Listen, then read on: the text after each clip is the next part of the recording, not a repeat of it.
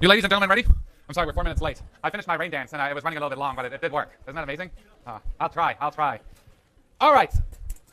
Deep breaths, focus, economics. To me, it's a little bit like egonomics, because I stand in the middle and you guys look at me like I know stuff. It's good for your ego teaching us stuff. All right. Intermediate microeconomic theory. This is IAS 106. We are in the middle of things. So you think the semester just started, but we are halfway through consumer theory. So if you're sort of starting to think about whether you should get the textbook or not, and maybe then look at it in a week and you'll order it from India because it's like $4 instead of the $7 you should do here, you're running way behind, right? You should be reading. You should be doing the problem set. You should be doing problems in the book. You should be coming to office hours. So far, I've had 90 minutes plus 90 minutes of office hours, and I had one customer out of 200. Just to, figure about the whining. There's no access to Berkeley faculty, and this place is so big. I should have gone to Stanford. I sit there for, an hour and a half every week, want nothing more than to talk to you, and nobody shows up. Maybe it's the office? What? Maybe it's the actual hours. You don't like those hours? Well, then complain. You guys complain about everything. Complain to me. I love to hear about your worries. If you don't like my office hours, if it conflicts with the class that everyone takes, tell me. I don't know. All right. Send me emails, alfhammer@berkeley.edu. All right. Next. Come on. No, don't do this to me now. I'm starting to hate this thing. What is this now? View, single page. Here we go. All right, so last time, sorry. I'm learning. If this thing doesn't work better in 2 lectures, I'm giving up and I'm using a blackboard. Last time what we talked about is if you're trying to make yourself as well off as you possibly can in the face of scarcity, you are consuming a consumption bundle that is on an indifference curve. That's the highest indifference curve you can get on that still shares a point with the budget constraints. If you have a so-called interior solution, that's a bundle you're consuming where you make yourself as well off as possible, where you're consuming positive quantities of both goods. At a corner solution, you are only consuming one of the two goods, right? So this is different in the sense that at interior solutions for imperfect substitutes, the marginal rate of substitution is equal to the marginal rate of transformation, versus for corner solutions, the marginal rate of substitution isn't equal to the marginal rate of transformation in most settings. There's, of course, one tricky scenario where you have an interior solution where the marginal rate of substitution isn't equal to the marginal rate of transformation. Anybody want to take a crack at that one? So is there a potential outcome where I'm consuming both coffee and cream, but the marginal rate of substitution at my optimum isn't equal to the marginal rate of transformation? What would my indifference curves have to look like? What was that? Try that again. Yeah, almost. Part of it is. Yes. Oh, you're good. What's your name? Sarah. You're good. All right. So perfect complements, right? So if we're thinking about an interior solution where the marginal rate of substitution isn't equal to the marginal rate of transformation, think of perfect complements, right? Why could this be the case? It could be the case that I'm trying to make myself as well off as possible in my coffee and cream consumption.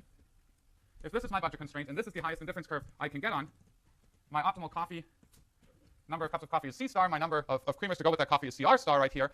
This is an interior solution. I'm consuming both goods at the optimum, but the marginal rate of substitution isn't equal to the marginal rate of transformation. And this is sort of a tricky case because for perfect complements, the marginal rate of substitution simply isn't defined, right? You're not willing to substitute between coffee and creamer. You only like them in fixed proportions.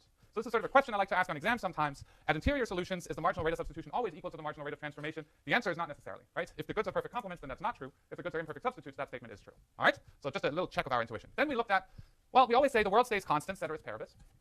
But the world isn't constant. Prices change, right? The price of gasoline fluctuates on a day-to-day basis, often on an hour-to-hour basis.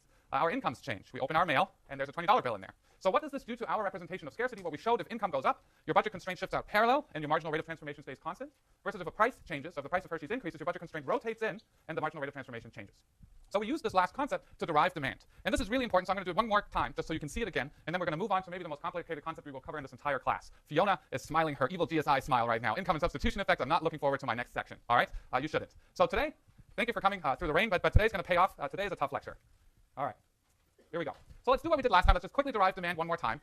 I'm going to do it a little bit more quickly than last time. Then I'm going to show you some concepts that we need to do well in the rest of the class, and then we'll do income and substitution effects, and then we'll be exhausted. All right? So let's start with our demand derivation. I have income of $20. Price of Reese's stays constant at $2 in this particular setting. So all my budget constraints start up here. If price of Hershey's is $10, if I spend all my money on Hershey's, I can afford 2. So my budget constraint looks something like this.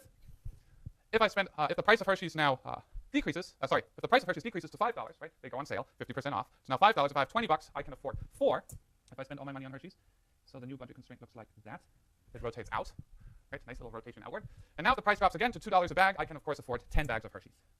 Rotates out even further. Let's use a big dot up here. Okay, so these are my budget constraints here. Now what I'm going to do is I'm going to look at, for each of these 3 budget constraints, what does my optimal consumption bundle look like? Here I'm just going to worry about Hershey's. I'm going to ignore Reese's for now. We didn't label our axes very nicely. Hershey's, Reese's. So I'm going to look at my optimal consumption bundle. So for each budget constraint, I'm going to try and get myself on the highest indifference curve possible. Here we go. Ready, set, go. You can draw it faster than I can. I'll give you a prize. Okay, let's say that is the highest indifference curve I can get on that still shares a point with the budget constraint right here. This is just one individual's indifference curves. We all have different individuals' indifference curves. So you asked that last lecture in the back there, saying, are these indifference curves the same for everybody? They're not. Yours will look very different than mine, but I'm just going to draw you mine for now. What's the highest indifference curve I can get on if price of Hershey's is $5? Let's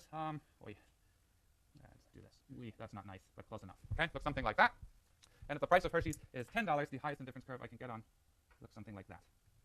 Okay, these look different from what I drew last time. Please do ignore this atrocious thing down here that's Max's inability to draw well with this thing. But what I've got now is, for the same level of income, the same price of Reese's, and 3 different prices of Hershey's, I can figure out what the optimal consumption of Hershey's consumed is at a price of, what's this, $10, at a price of $5, and at a price of $2. So that's pretty neat, right? So I have 3 different prices. I have, and I'm going to go to the bottom picture now, I have a price of $2, I have a price of $5, and I have a price of $10. Okay, for the $2 price, that's the cheapest, the optimal quantity consumed of Hershey's is that one right here, that bundle. So I'm going to go vertically down, draw a straight line from my top picture here, all the way down. So if income is 20, price of Reese's is 2, and price of Hershey's is 2, I'm consuming roughly 5.5 Hershey's at a price of $2. So the first bundle on my demand curve here, on the x-axis Hershey's, on the y-axis price of Hershey's, at a price of 2, I'm consuming roughly 5.5 Hershey's. And this should cross this axis at the same point as this one.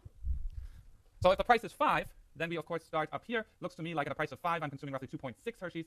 We draw a straight line down. The price of 5, that's my optimal consumption bundle, right? Price of 5 goes with this bundle, and at a price of 10, I'm consuming roughly 1.5 Hershey's. So I'm going to do the same thing again, draw a line straight down. And this is the quantity of Hershey's consumed at a price of 10. I could do this, of course, at a price of $2, $2.10, $2.25, $2.75, and just trace out the optimal consumption of Hershey's, and that would give me something that looks like this. Doesn't have to be linear, right? This thing here is called the demand curve.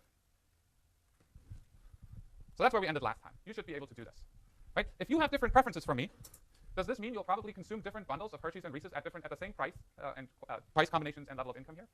Yeah, right? So your preferences are different. Even if you face the same prices and income as me, your consumption of Hershey's may be higher or lower than mine at any of these prices right here. And what drives that is preferences. Does that mean your demand curve for Hershey's looks the same as mine?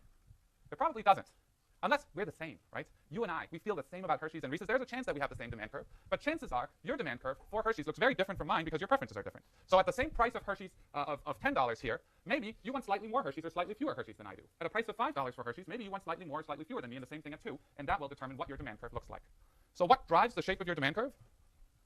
Starts with a P, continues with RAF, there you go, preferences, right? So it's your preferences. So what does the demand curve capture? It's a nice relationship between your optimal quantity demanded of Hershey's at any given price, right? It tells me how many units do you want, given an income level of $20 and a price of Reese's of $2, at different prices of Hershey's. So what I can read off this is, if I change the price from $2 to $5, your consumption of Hershey's will go from 5.5 units to roughly 2.5 units. If the price goes from 5 to 10 units, this individual's consumption of Hershey's goes from somewhere like 2.7 units to 1.5 units. So it allows me to really figure out how do individuals respond in their consumption to changes in prices. As I indicated last time, this is something really important, right? What did CVS do yesterday? They're not going to sell cigarettes and chewing tobacco and any other stuff like that anymore, right? Pretty big deal. It's sort of neat that a pharmacy's decided to no longer sell cigarettes, right? Seems like a logical thing to do to me, but I'm weird. German and an economist, not a good combination. But the point here is what we want to do. Maybe CVS decides that it's no longer good for its image or its bottom line or whatever the reason is to sell cigarettes anymore. But from a public policy point of view, we want to discourage people from smoking because it's bad for you. It's bad for people who don't smoke and have to breathe in this crap. And it has huge costs for society, right? If we share the risks from bad health outcomes, and if you smoke, you're more likely to get sick. So it's socially not a good thing. So what we want to do is we want to discourage people from smoking, right? We do things. We put like horrible pictures on packs of cigarettes.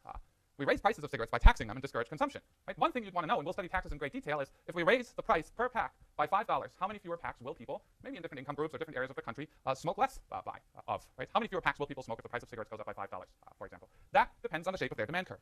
So the only point I'm trying to make here is while this seems like preferences and drawing pictures and graphs, this is a hugely important concept. And while we feel like we understand demand, this really underlies most things that we spend a tremendous amount of time talking about. Taxing goods, taxing bads, thinking about advertising, all kinds of neat concepts. They all hinge on preferences and our responsiveness in consumption to changes in price. So trying to tell you this stuff is important. I could have just said that, but I rant.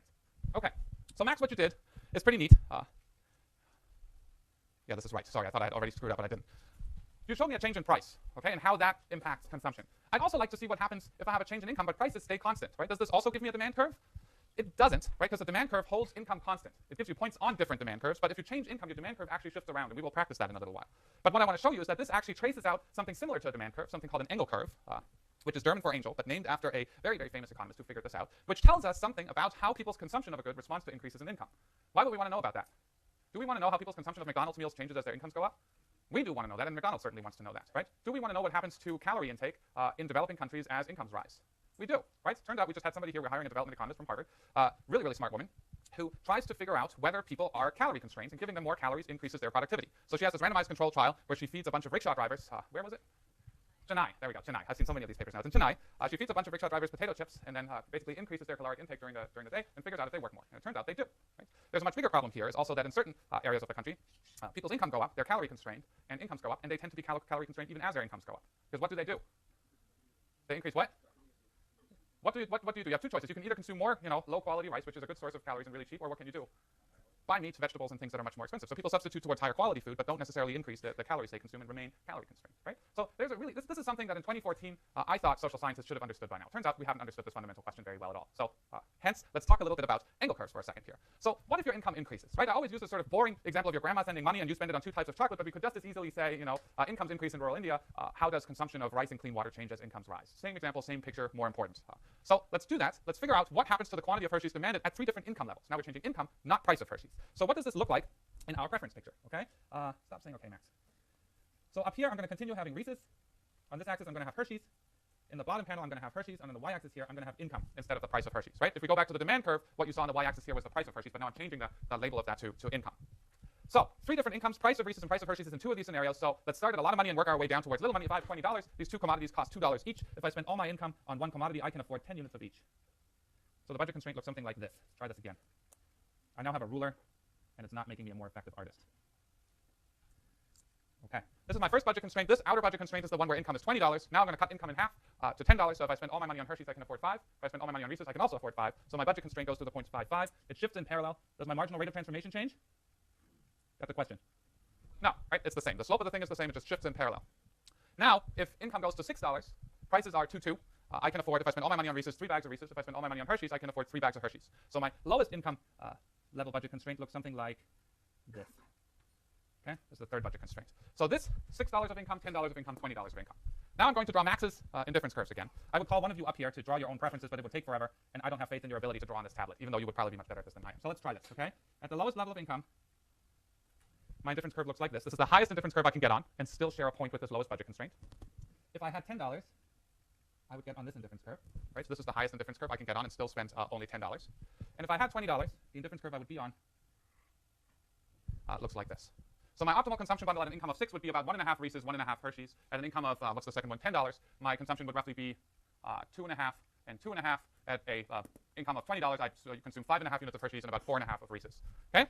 So now what I want to do, man, I knew I screwed up. I'm sorry, the scale on the bottom graph isn't right. I spent hours on these slides, and there's still mistakes in them. I'm really sorry, but I'm redoing all my slides this year, so you guys are suffering. But last year's generation had slides that I've been using for 10 years. So these are new and fancier and wrong.